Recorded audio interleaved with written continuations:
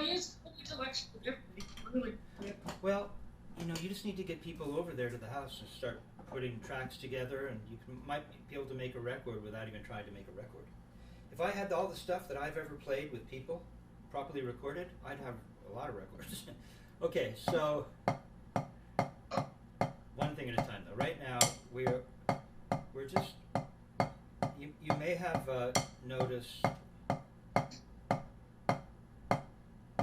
noticed the video from the Guitar Center Masterclass, and you'll notice that I'm teaching that little kid, Matteo, who is really cool.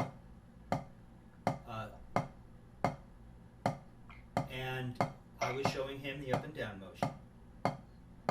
Earlier in video prior to that, I was showing him what is just how to turn your wrist, because he was matched.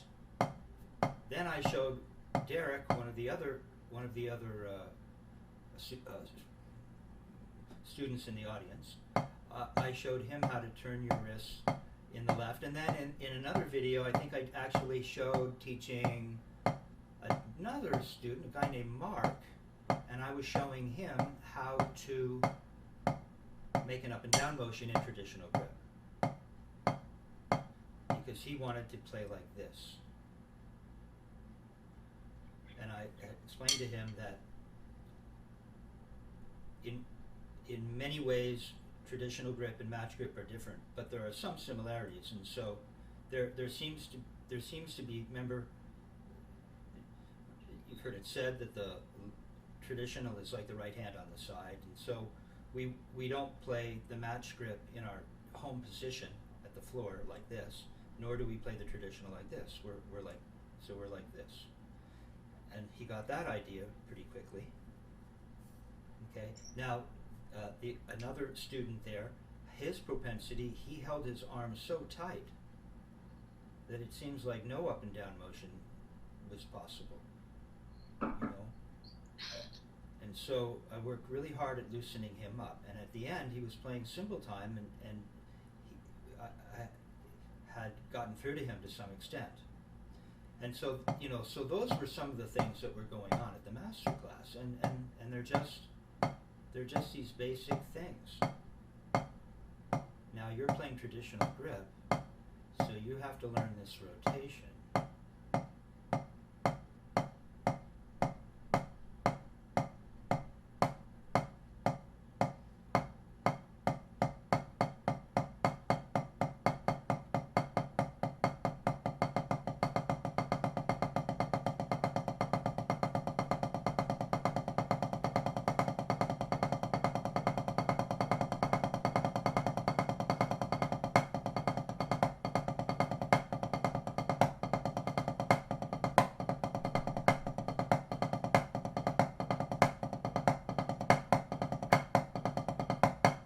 We're just trying to get this very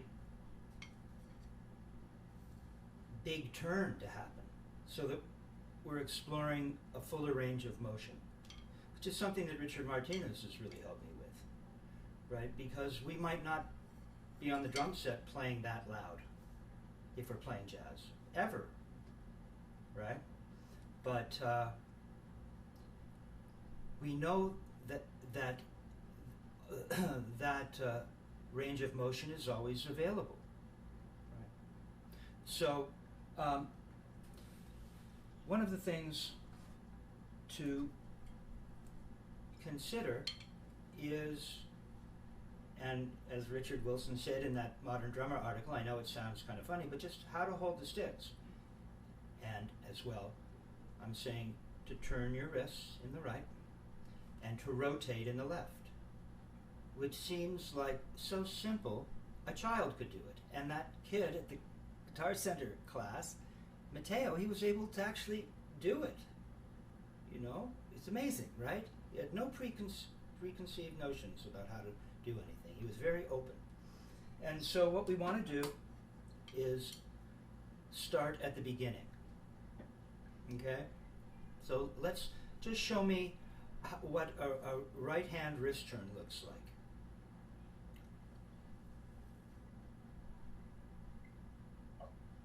Okay, now we were talking about the full range of motion. See? So, what does it look like to turn higher?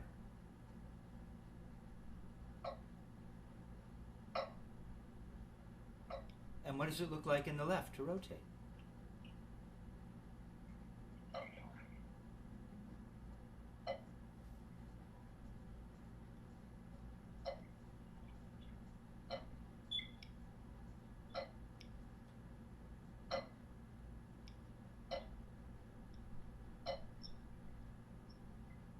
Keep going.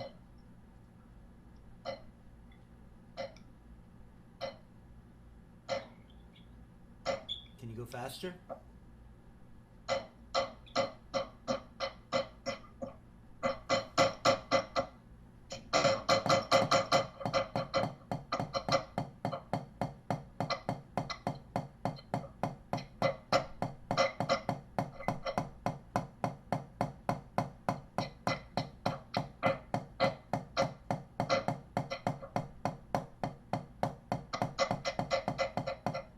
Okay, so stop. I think your right hand is perhaps better than your left. What we're trying to accomplish here. What we're trying to accomplish here is an awareness of what is really happening, right? We get the words about what it is that this technique is supposed to be about, and sometimes the words are different than what we're actually doing. Okay, so we've talked about that the right and the left are different. They really are. I fought tooth and nail to make them more alike, and it didn't help me. You see, I was aware of the fact that there is this little bend in the wrist that happens in the right. So I tried to get that to happen in the left. And it ended up taking me in a direction that was not about an actual rotation. First mistake I made about equating the two, or conflating the two. The other thing is, I became aware of how the hand wants to open up, how the stick moves the fingers, and so I tried to get that to happen in the left. Another big mistake. The left doesn't work like that. Try just turning your left like this for me. See, when I turn this way in traditional, right? If I'm really turning, or even a little turn like you're making, see, the fingers don't seem to do anything.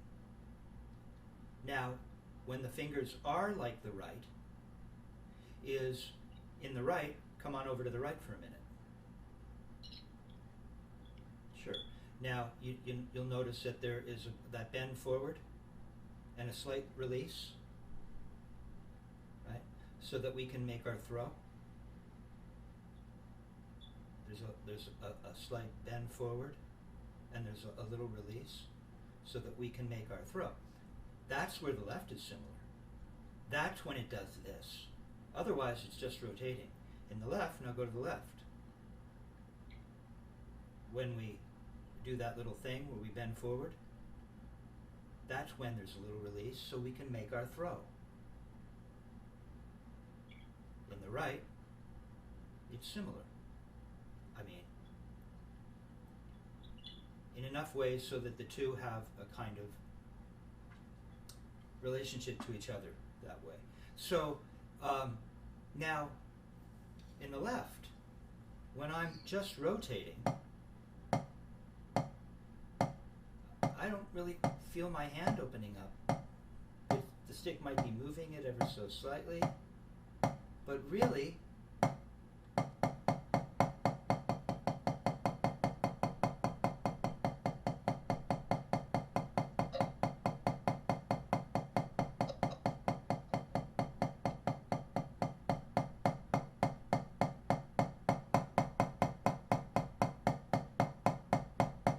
get a nice big turn and not do anything, see? There it is. My hand is not behaving as it would in the right. No, I think you're doing a lot of this. I'm just holding the stick like this. And then I'm rotating.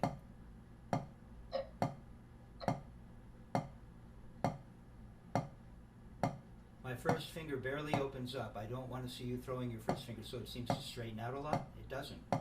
See, it doesn't do what the right hand does. Yeah, all you do is leave it alone. It's all, in the left, it's about the rotation.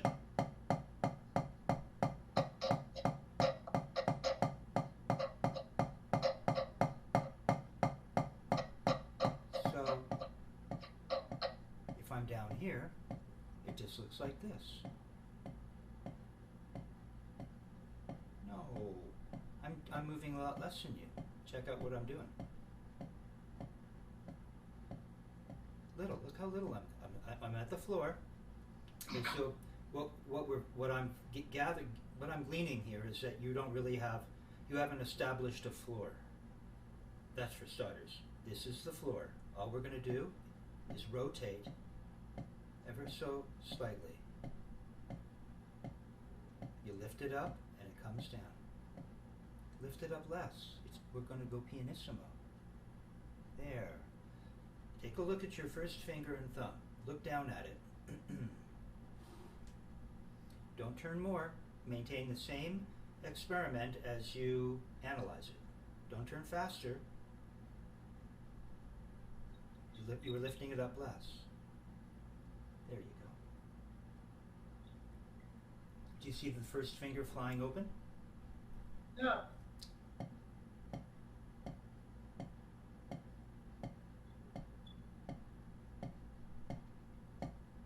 Now turn a little higher.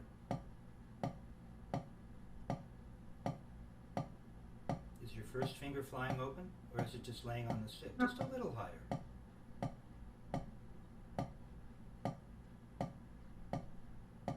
Just a little. No, we're just a couple inches. We were just a quarter of an inch before. Now we're at like a couple of inches maybe. No, I'm turning even less than you right now. Just a little turn. Or I should say rotation. Now we're going to rotate even more.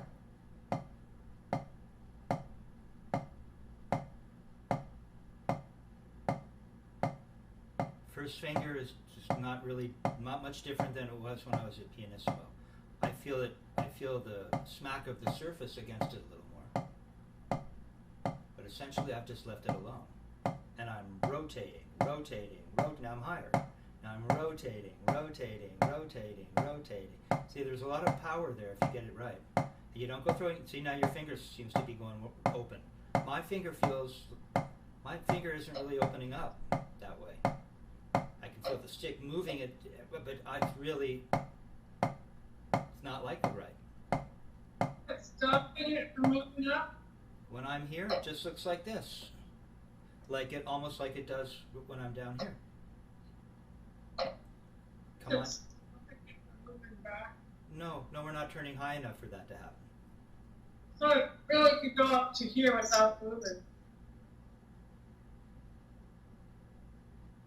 Not stopping the stick. Good. Something like that. So you get to here without stopping.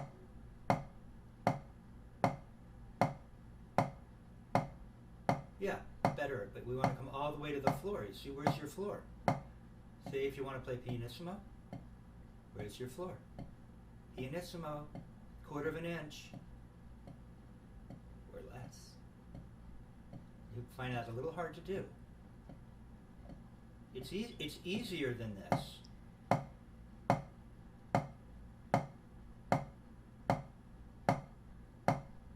See? Come on up now. Play it here. Okay. See, at a certain point, you start to motivate the upward motion of the forearm. Okay.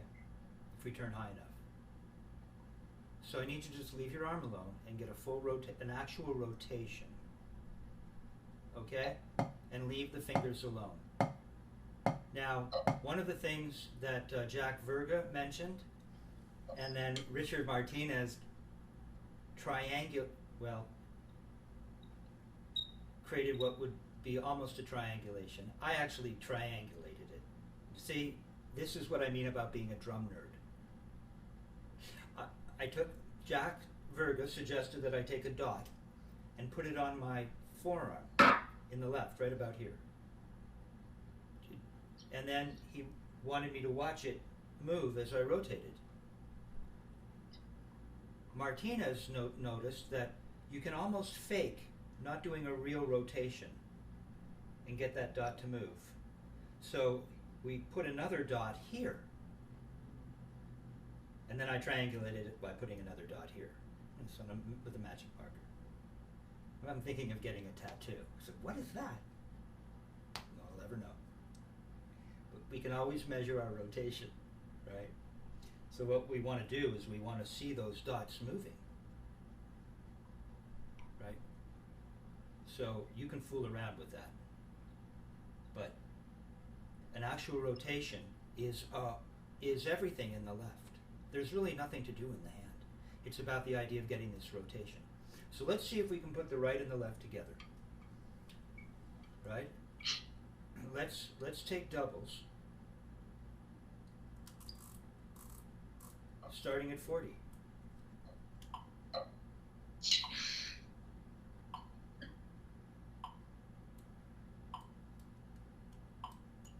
Let's see about the speed of that.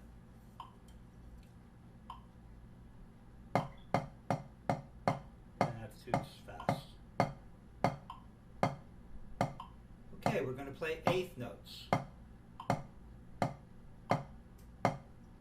See, this seems ridiculously simple and maybe boring because why can't I play my staff? No, right now we're just going to play. Stuff will sound the same for 20 years. What was that? Can't put your stuff because it'll sound the same for 20 years. You'll just be maxed out and that's it. Right now, let's just get down these very fundamental things.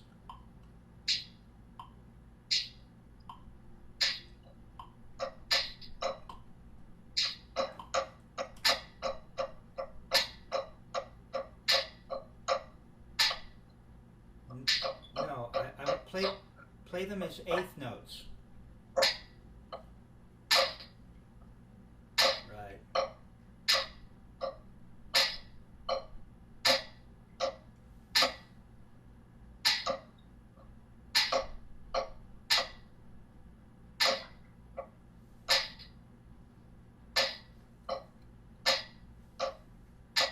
Okay, now go ahead and play a 7-stroke roll.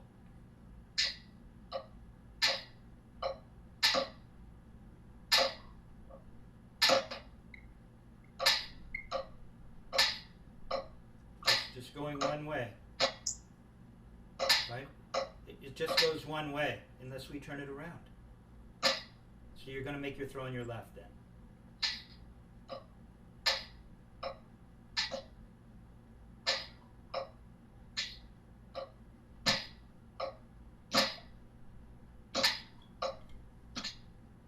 Don't throw for the turns, or the rotations, I should say. Now you make a throw. It comes right down to the floor, like that. Now go the other way.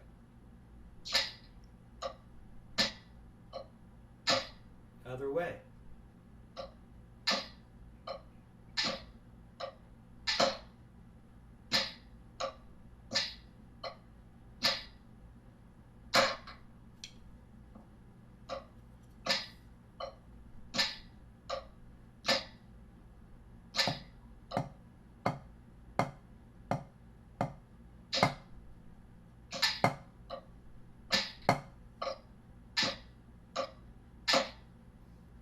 So stop for a minute and just give me a nice big throw in the right.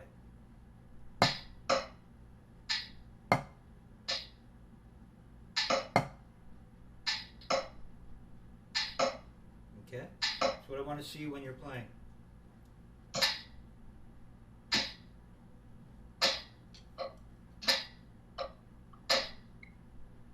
Both ways.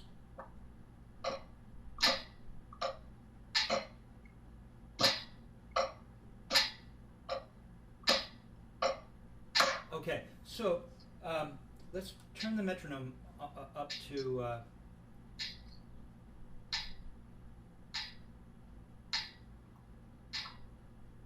well, go ahead and put it up to, say, 60. Let's start to explore where you really are with all of this. Let's test the system. No, I just want doubles. Just want doubles right now. Give me doubles.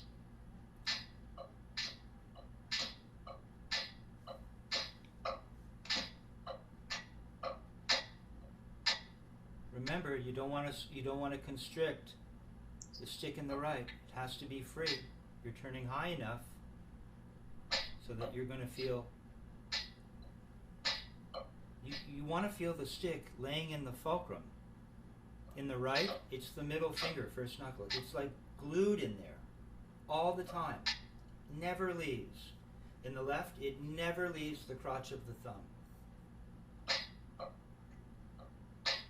The metacarpal bones are always holding. Thank you, Richard Martinez. We should all have an illustrated anatomy book, which has got this really big, cool thing. I'm trying to remember what it is. Can't remember the name of that book.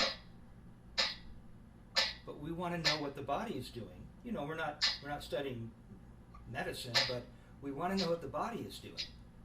Okay. Okay. And now I just feel like now you're just throwing your first finger out on the right. And your elbow is in the left is kind of glued to your side.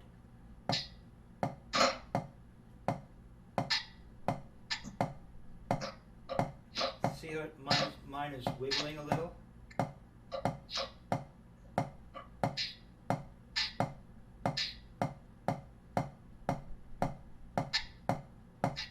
Right? But you won't get that if you throw the stick up like this every time. Now you're not rotating. Now you're just tossing it up. Right? Which was a Richard Wilson. He used to have you play with this idea. But what we're doing is we're holding the stick. We're not throwing it up like that. Not especially when we're turning this high. So you have to actually hold it. So in a sense, okay, turn the metronome back down to put it at 48. Because I don't think you were throwing your finger open at 40. Eighth notes.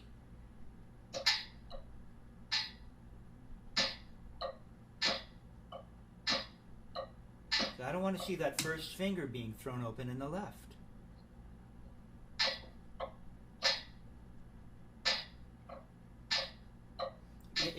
It may have a feeling of being more constricted, right? And see, this is what kind of hung me up, and maybe this will help people out there. Because it took me a long time to figure this stuff out. Okay, we're revealing some of the magician's secrets, you know? Which is really considered a no-no, I guess, even though now it's become a whole thing. Teller and what's his name, Penn and Teller, that's their whole gig. Showing you what's really happening behind the curtain. So, but what happens in the right, this more open feeling as we turn higher, doesn't seem to happen in the left in the same way. That's what I'm trying to tell you. And you're trying to make them the same by feeling the hand. I can see you throwing this first finger kind of open and along this stick, it seems. I used to like to throw mine off for rebounds, which is, there are actual legitimate techniques that do that. Okay? Not this technique. Okay, so I just want to see, I want you to understand that by mimicking the right and trying to get movement in the hand, in the left, isn't what gives you what we're looking for, which is to get that stick glued in the fulcrum and to be able to leverage it to where we want. And in the left, it works differently. And so what helps it feel right or more relaxed or loose isn't getting the looseness from in the hand. It's getting the looseness from feeling the turn. And it does feel like you're stretching, but you'll come to know that this is the feeling, this stretching feeling, and you can probably stretch it out as you go along. But getting this to stretch. No, don't go lifting your forearm. It might move the forearm if we get this high, right? You feel the stretch here? And come on up nice and easy. Feel what you're feeling. Okay. See, the first finger isn't doing what you thought it was. It's not thrown open. It's where it was when you were down at the floor. So all you want to do is turn back to the floor. Do it slowly. Yeah, come on up slowly. Just experience it. See how loose the arm feels now? Even though it's being stretched. That's where you're going to get some kind of feeling of looseness. But it doesn't come from the hand. I get more of a feeling of looseness in the right from the hand, it seems. Of course, my whole body, I don't feel any stretching in the right, interestingly. The right is different. Okay, we're working on the left. You just come up here and you turn back down. You don't do anything with your first finger, like that. Okay, metronome on at 48, concentrate on that. Get your looseness from the rotation, not the throwing open of the fingers in the left.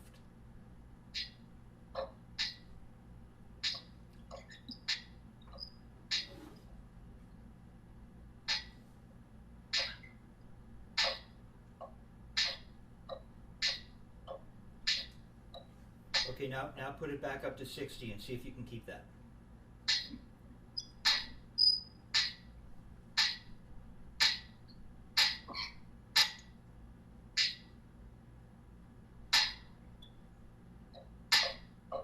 Really concentrate on that left. Thumb just lies down, first finger does nothing, and it's really in a very similar position no matter what part of the motion you're analyzing it.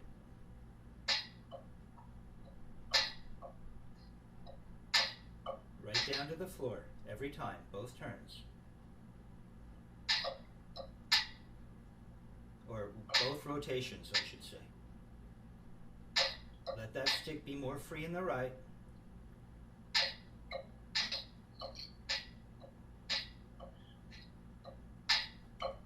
Okay, turn it up to 72. What? 72.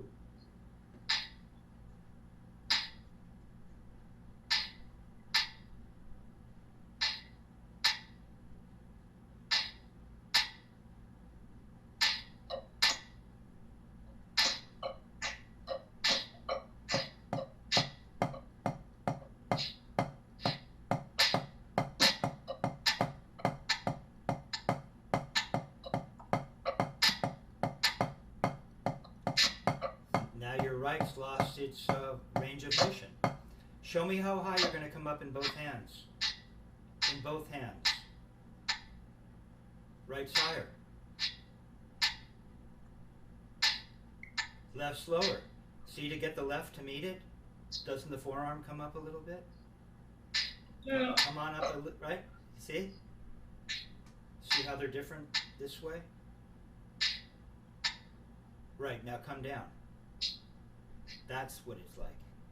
Go ahead and play. Decide. If you don't want to come up that high, because you weren't quite coming up that high. You were maybe somewhere up in here.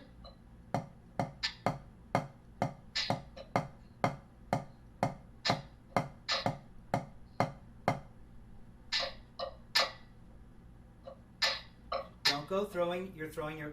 Okay, stop. You lost it. Okay, as soon as we took your mind away from what you were really focused on, which was the left and that first finger, and getting the rotation, and we started talking about stick height, because your right started to turn down less, you lost your focus, right? That's kind of what we're going through here. This is kind of Zen. But you get this, it'll really help your playing. So let's just put the metronome back on. We're at 72, right? Okay. See, this really feels like this is where you are right now, where you can actually meditate and think about all the moving parts without losing track of them as you focus on one aspect of what it is you're doing. So go on, put them together. We're thinking about mostly about the left and its rotation, and not throwing that finger open, and getting this range so you can get that height. Now it's not staying at the floor. Your left isn't at the floor.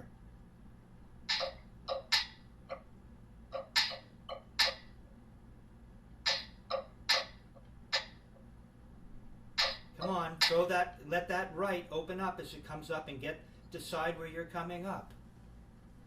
Maybe the top of the octopus? I don't know what that is. Find the top of your collar. You decide. You have to decide. And you don't get it by throwing your finger open in the left, because you can get it that way, but that's cheating for this technique.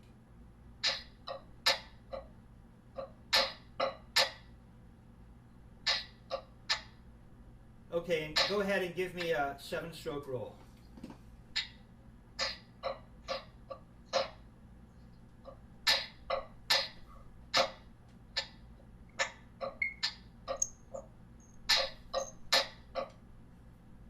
Other way. Other way. You're coming right down to the floor now. Both ways.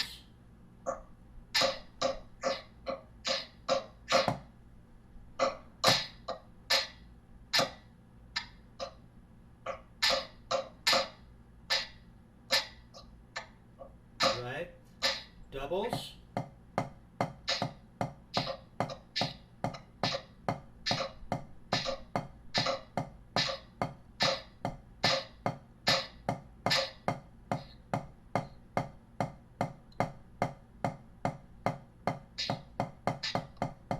Triplets.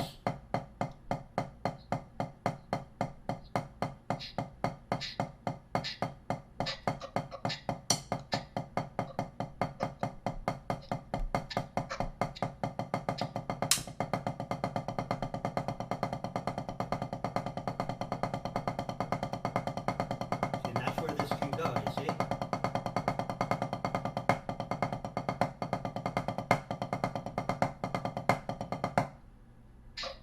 Can actually grow, and it will become rebounds, but we're not there yet.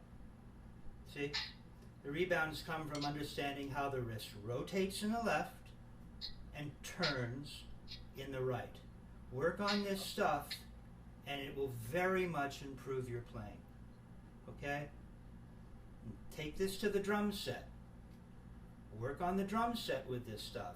But when you're out playing real music with other people, that's when you just play the music. And as the students of Richard Wilson like to recite Richard Wilson line, this technique will creep up on you and into your playing like a fungus. All right? Good job, Sherry. Thank you. You're welcome.